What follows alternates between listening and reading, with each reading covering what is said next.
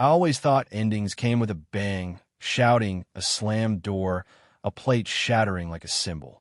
Turns out some endings arrive politely, the way the server places water on a table you never asked for. I'm Aaron. I design layouts for a local paper, which means I live by margins and quiet fixes no one notices until they're missing.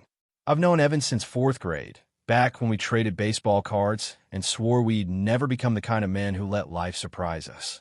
I met Jenna at a street fair where she sold hand-poured candles with names like Thunder Library and Sunday Porch. She laughed with her whole face.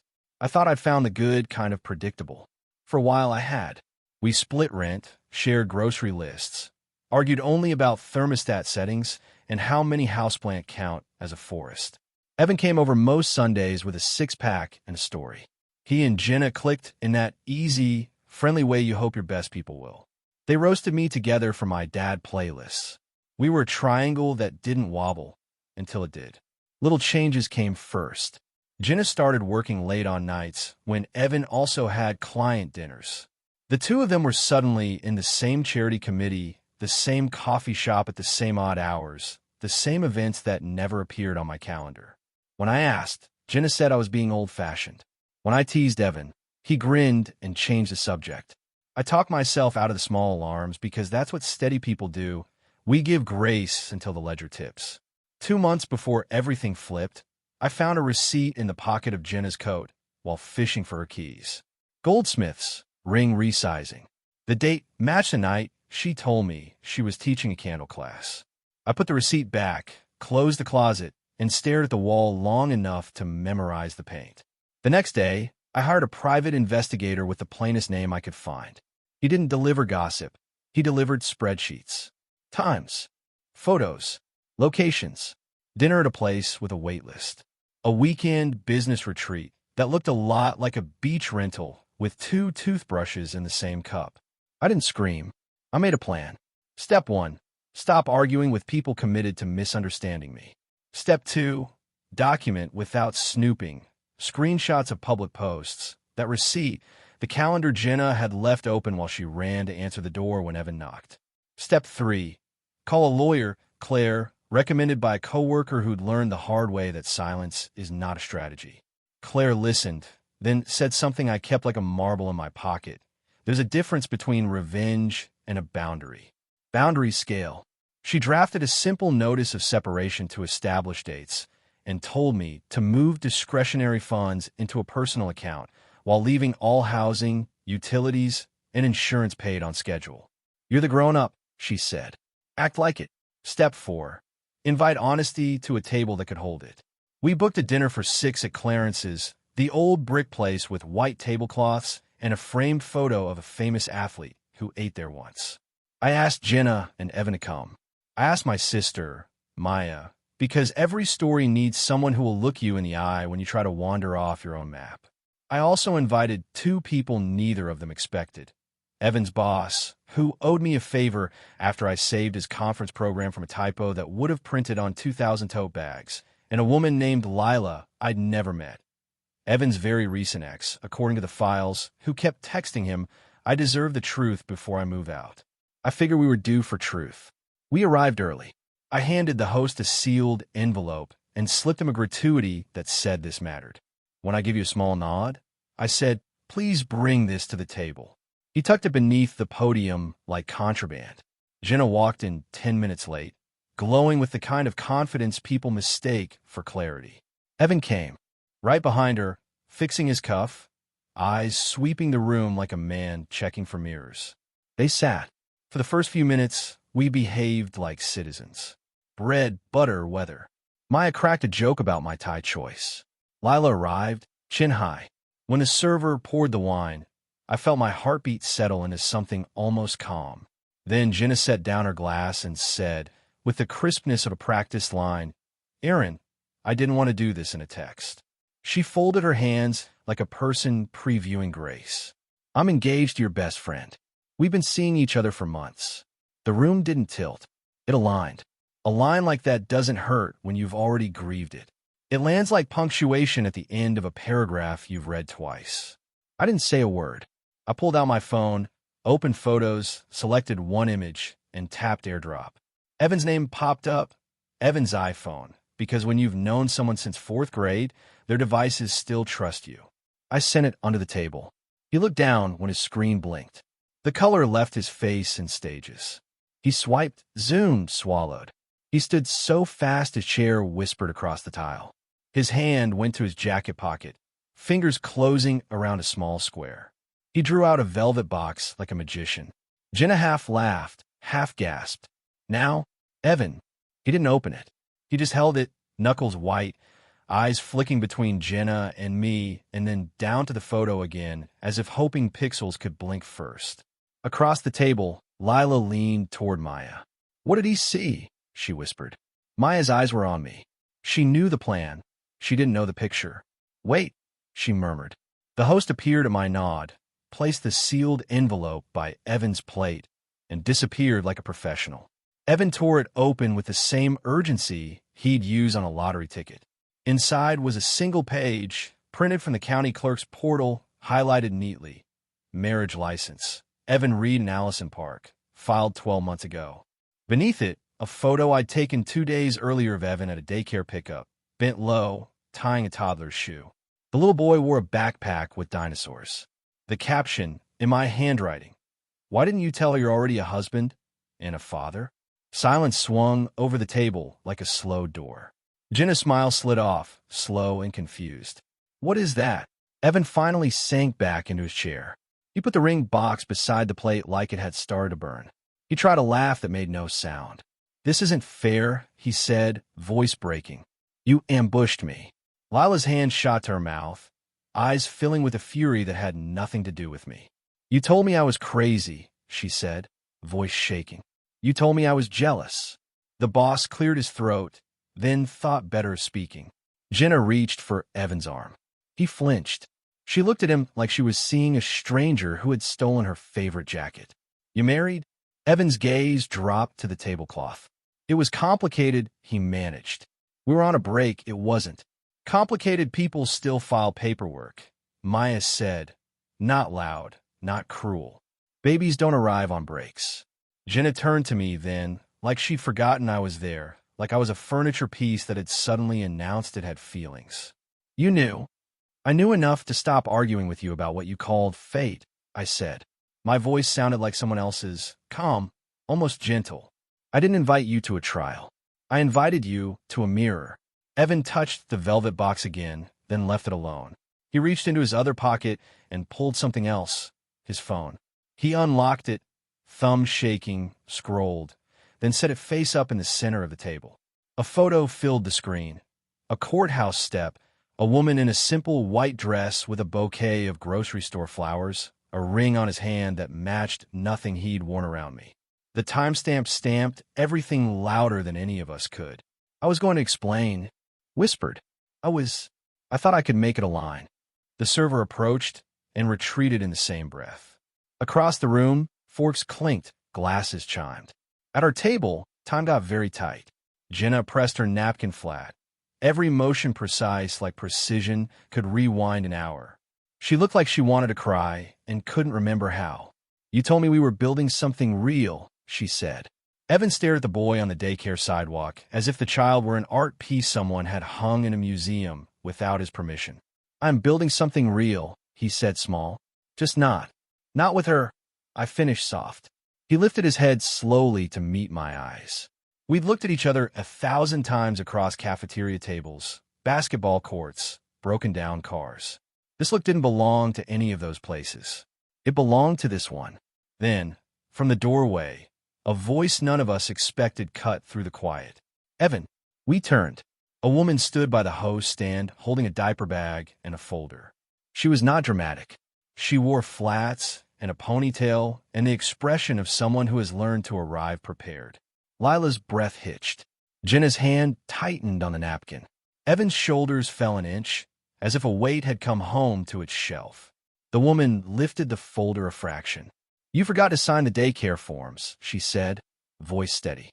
"They call my office. I'm on my lunch break." The ring box sat between the wine and the water. The envelope lay open like a mouth that had finally told the truth. Evan reached for something to anchor himself, and that's when something happened no one at the table expected, least of all him. Evan froze like he'd been struck. His wife, because that's who she was, Allison, stood by the host stand, calm and composed in that terrifying way only people who have been through every possible emotion can be. She didn't yell. She didn't cry. She just walked toward the table, set the daycare folder down beside Evan's untouched plate, and said, "Sign them now, please. I've got a meeting at 1. The silence that followed could have drowned a city. Jenna blinked between Evan and Allison, her lips parting but no words forming. Maya sat back slowly, her eyes narrowing, not cruel, but witnessing. The boss excused himself under the pretense of a phone call, muttering, "HR is going to need context." Evan fumbled for a pen, hands shaking so badly that the silverware clattered. He scrawled his name across the papers and tried to hand them back, but Allison didn't take them. She looked at him for a long, cold moment. "I knew something was off," she said softly. "You were always home late, smelling like someone else's perfume, but pretending you'd been at the gym." She turned to me. "You must be Aaron." "Yes, ma'am," I said. "I'm sorry you had to walk into this." She gave a small, humorless smile. "Oh, don't be. He made this walk for me years ago. I'm just finally making it back." Then she looked at Jenna, whose face had gone pale. "You're the fiancé?" Jenna swallowed hard. I didn't know. He said he was divorced." "Of course he did," Allison said. "That's his favorite word after trust me." She gathered the papers, slid them into her folder, and straightened. "I'll let the lawyers handle the rest." She turned to go, but then paused and looked at me again. "Thank you for giving me proof. You didn't have to, but you did it right. No shouting, no nonsense. Just truth." I nodded, and she left, the sound of her heels sharp and final. For a moment, no one moved. Then Evan sank into his chair like a puppet with its strings cut. He looked up at me, eyes wide and pleading. "You ruined my life." I shook my head. "No, Ivan, you did that yourself. I just turned the lights on." Jenna pushed back from the table, trembling. "I can't believe this. I can't believe I threw everything away for you." He tried to reach for her hand, but she recoiled as if he'd burned her. "Don't touch me," she said, voice low. "You used me to cover your own lies. You used him." Her eyes flicked toward me, anger and humiliation blending into something brittle. "How long have you known?" "Long enough to stop giving you chances to tell me yourself," I said evenly. She laughed once, bitter and sharp. "So this was your revenge? Public humiliation?" "No," I said. "This was honesty. The kind you two kept editing out of your lives." Evan slumped forward, muttering something under his breath. Maybe a prayer, maybe a curse. Maya, ever the quiet anchor, took her napkin, dabbed the corner of her mouth, and said, "Aaron, I think our work here is done." We stood. Lila followed suit, her face red but calm. She looked at Evan one last time. "You'll hear from my lawyer too," she said. "And just so you know, I told HR about the client retreats. Might want to pack up your desk before someone else does it for you." When we left the restaurant, the summer air hit like cold water. Maya linked her arm through mine. "You did the right thing," she said softly. "You didn't lose anything today. You just made room." I exhaled. "Feels like I lost a lot." She smiled faintly. "That's because closure feels heavy before it feels clean." That night, I got a voicemail from an unknown number. Allison again. "I filed the papers," she said. "And for what it's worth, I'm sorry your friendship ended this way. But I hope you find someone who knows what loyalty means." The next morning, my phone lit up with news that Evan had been suspended from his job pending investigation. Lila had sent the company copies of everything. Jenna had posted something cryptic online about losing herself to love that wasn't love, which got the usual chorus of heart emojis and stay strong comments. I didn't reply. I'd done my part. A week later, I got a call from Claire, my lawyer. "Everything's filed," she said. "Your accounts are protected. If they try anything, smear, harassment, you're covered." "Thank you," I said. She paused, her tone softening. "You handled this with more grace than most. You didn't burn them. You let them light themselves on fire." I chuckled quietly. "Guess I'm done playing firefighter." "Good," she said. "Time to build something that doesn't need saving." That evening, I went for a walk through the city. The world looked the same, Traffic lights, coffee carts, strangers on their phones, but all sounded quieter somehow. Lighter. Then, as I crossed a bridge, my phone buzzed. It was an email from Jenna. Just one line. I didn't deserve you, but thank you for showing me what honesty actually looks like. I didn't reply. Some stories end best without epilogues. But as I stood there watching the lights flicker on the water, I realized revenge wasn't always about destruction. Sometimes it's about creating clarity so bright that the people who wronged you can't hide from themselves anymore. And that, I decided, was enough. Still, there was one last chapter. A week later, Evan called, broken, desperate, begging me to meet. I agreed. Not for him, but for the closure I needed. A week later, I got a text from a number I hadn't seen since the night of the dinner. Evan, please, man. One conversation. That's all I'm asking. I owe you that much. I stared at the screen for a while. I had already moved on, or at least I was trying to, but curiosity has a way of poking at healing wounds. And part of me wanted to look him in the eye one last time, not for forgiveness, but to close the door properly. I replied, tomorrow, noon, Refresheit Café. He showed up 5 minutes late. Same leather jacket, same nervous hands, but the swagger was gone. He looked older, like the guilt had carved lines into his face that no mirror could smooth. He ordered black coffee and didn't touch it. I don't expect you to forgive me, he began, voice low. I just need you to understand I didn't plan for any of this. I let him talk. It started as a mistake, he said. Jenna reached out to me. After you two had that fight about her late nights. She said you didn't get her creative side. I should have told her to back off. I didn't. I was stupid and lonely and married, I said flatly. He winced. Yeah, married. Allison and I were falling apart. We barely spoke unless it was about the kid. Then Jenna came along, and she made me feel seen again. I leaned back, folding my arms. She made you feel seen? You mean she let you pretend you weren't already a liar? He didn't argue, just nodded, jaw tight. You're right. I was a coward. But that night, at the restaurant, you could have gone nuclear. You could have sent that photo to my boss, to everyone. You didn't. You just showed me myself. That was the point, I said. I wanted you to sit with it. He rubbed his temples. I have. Every day. I lost my job. My wife won't even let me see my son without supervision. I'm staying in a motel off the highway. I deserve it. But he looked up then, eyes glistening. I can't lose him, Aaron. My kid. You know what it's like to grow up without a dad. I'm begging you. Can you talk to Allison? Tell her I'm not a monster. I shook my head before he finished. No, Ivan. I'm not cleaning up your mess. His face fell. You hate me. No, I said. If I hated you, I'd still care what happens next. I just don't. That's worse. He swallowed hard, blinking fast. You really think I can't come back from this? You'll come back, I said. Just not as the same person. And definitely not in my life. We sat there for a long moment. The cafe noise filled the silence. Steam hissed, cups clinked, laughter from another table.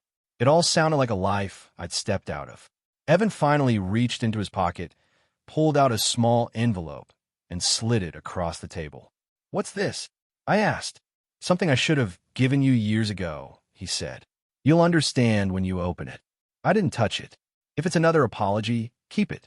It's not, he said quietly. It's the truth. Maybe it'll help you let go.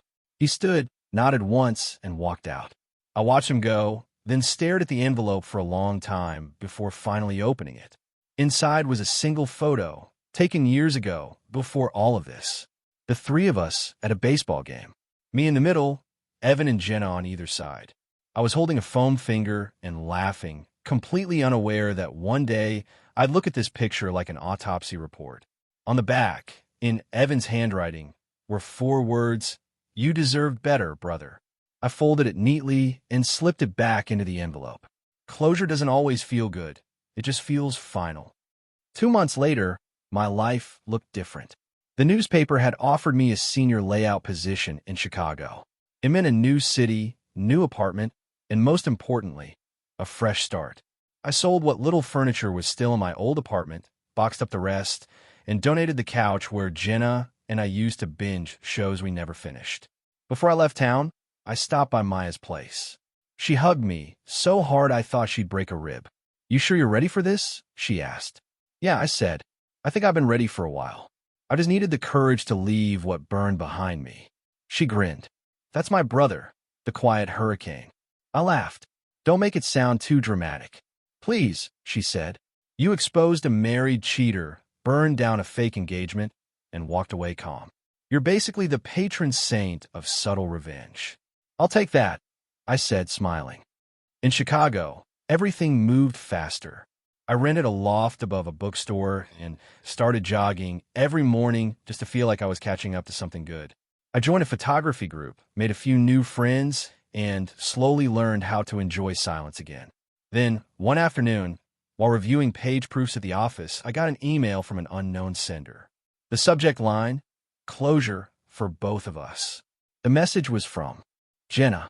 I don't expect you to reply, but I needed to tell you something. I've been in therapy since everything fell apart. You were right. Honesty isn't something you perform. It's something you live. I've stopped drinking, started volunteering, and no, I haven't spoken to Evan since that night. I'm not asking for forgiveness, but I wanted you to know I finally understand what you meant by boundaries. I hope you're happy. Truly. Jenna. I didn't reply. I just sat there for a while, letting the words settle. Sometimes peace doesn't come from people fixing what they broke. It comes from them finally understanding how they broke it. 6 months passed before I heard Evan's name again. I was at a bar after work when Maya called. "You sitting down?" she asked. "Oh, that's never good." "Relax, it's not bad. Just surprising." Allison reached out to me. I frowned. "Evan's ex-wife." "Yeah." She said she's been seeing someone she met through her firm's outreach program. Turns out she's happy. Doing great. And get this, Evan's been sober for 4 months. He's got partial custody now. I was quiet for a moment. "That's good. Really good." Maya hesitated. "She also said he talks about you. Says you're the reason he changed." I chuckled softly. "I doubt that." "No, really. She said he calls you the mirror." "The mirror?" "Yeah, because you made him see himself for what he was. And somehow that stuck." I didn't know what to say. For so long, I'd imagined revenge as a one-time event, a sharp, satisfying full stop. But hearing that maybe, just maybe, the fallout had turned into something redemptive, that was new. "Tell her I'm glad," I said finally. A year later, I was hosting a small housewarming party at my place. A few friends, some coworkers, nothing big. Someone brought a guitar, someone else brought too much wine, and for the first time in forever, I felt like my life wasn't orbiting anyone else's mistakes. Around midnight, when the last guest left, I stood by the window overlooking the city. The skyline blinked like it was alive, buildings and people, all carrying stories that had started as disasters, but somehow became lessons. My phone buzzed. A message from an unknown number. "You were right. Real love doesn't need secrets. Thank you for letting me fall apart so I could finally rebuild. I hope life's good to you." No name, but I knew who it was. Jenna. I typed one word back. Peace. A week later, I got a small envelope in the mail. No return address, postmarked from my old town. Inside was a Polaroid photo. It was of Evan, Allison, and their son, smiling, holding hands in front of a park fountain. On the back, a single sentence: "Sometimes the best friends we lose end up being the lessons we needed most." I placed the photo in my desk drawer next to the old one of me, Evan, and Jenna at the baseball game. The contrast between the two photos said everything words couldn't. That night, I sat at my desk, writing headlines for the next edition of the paper. But my mind drifted, not to regret, not to anger, but to gratitude. Because as twisted as it all had been, it taught me something I would carry for life. Revenge isn't always about fire. Sometimes it's about stillness, the kind that forces people to sit in their own reflection until they can't lie anymore. I looked out the window, the city glowing below me. Somewhere out there, Evan was rebuilding his life, Jenna was finding herself, and I was finally at peace. And as I turned off the light, I smiled. Not because I'd won, but because I didn't need to win anymore. Sometimes that's the real ending. The one where you walk away with nothing but your dignity and discover that it's more than enough.